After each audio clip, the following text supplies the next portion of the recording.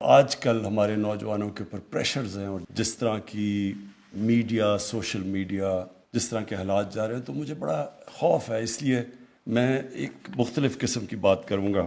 میں اپنی زندگی سے شروع کروں گا کہ میں کوئی ہمیشہ جدھر آج ہوں اپنی زندگی میں ہمیشہ ایسے نہیں تھا. میں نے بڑا سوچا کہ میں اس کے اوپر بات کروں یا نہ کروں. پھر مجھے بشرا بیگم نے کہا کہ ضرور کرو، اور وہ اس لیے کرو اپنے نوجوانوں کے لیے. تو اپنی زندگی سے جس طرح میرا یہ جو سفر ہوا ہے اللہ کی طرف، تو میں صرف اس کے اوپر تھوڑی شروع میں بات کرنا چاہتا ہوں. دیکھیں، میری والدہ نے شروع سے، ہم جب چھوٹے سے بھی تھے تو سونے سے پہلے ایک ہی دعا ہوتی تھی کہ دعا کرو کہ اللہ مجھے سیدھے راستے پہ لگا.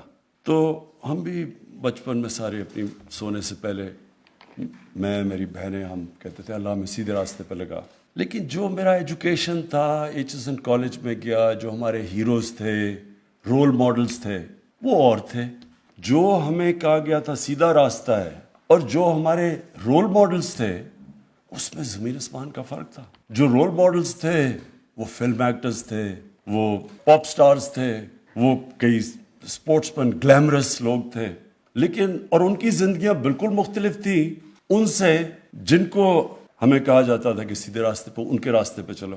یہ بڑا امپورٹنٹ ہے سمجھنے کے لیے، کیونکہ مجھے پتہ ہے کہ آج ہمارے نوجوانوں کو یہی مسئلہ پڑا ہوا ہے. یہ بہت امپورٹنٹ ہے سمجھنا، اور میں اپنی یوتھ کے لیے صرف آج یہ کہہ رہا ہوں.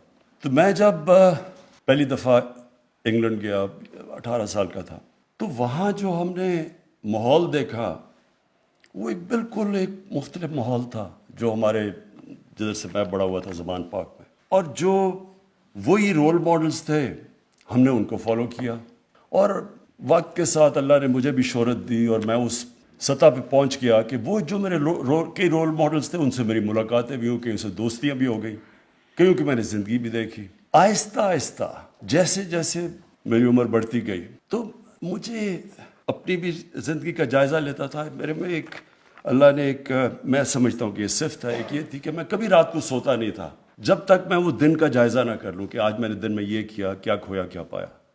اپنی یہ جو اپنی زندگی کی کرٹیک کرتا تھا، ہمیشہ اپنا تجزیہ کرتا تھا.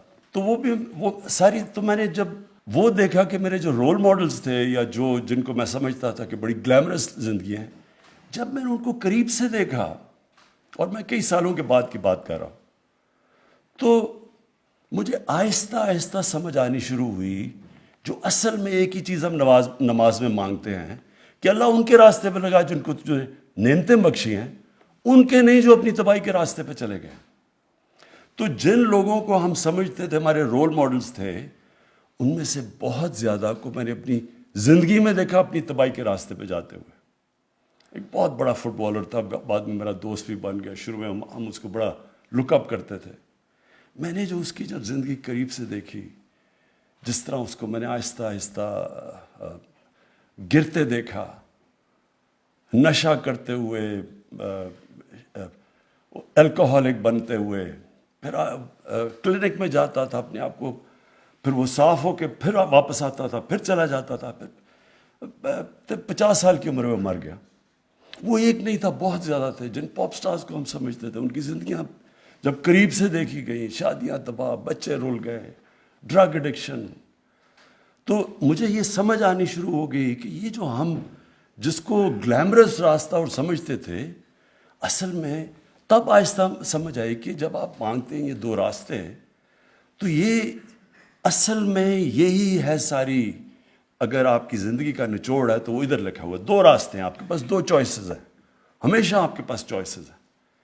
ایک چوائس آپ کے لیے کہ وہ لگتا ہے بڑا اچھا، اس میں پیسہ ہے، اس میں لگتا ہے کہ یہ چوری کرو، پیسہ بنا لو، بڑی گاڑیاں لے لو.